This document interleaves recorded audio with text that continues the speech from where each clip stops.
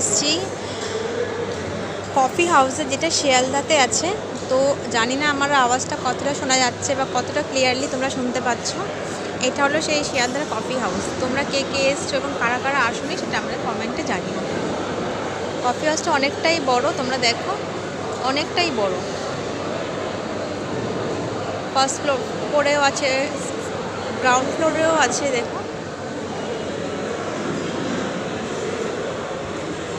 বেশ সুন্দর। এটা হচ্ছে একটা আড্ডাখানা, তোমরা এসে আড্ডাও দিতে পারো, বন্ধু বান্ধবদের এসে তোমরা গল্পও করতে পারো। জানি না আমার আওয়াজটা কতটা শোনা যাচ্ছে, কারণ এখানে অনেকটা ক্রাউডেড।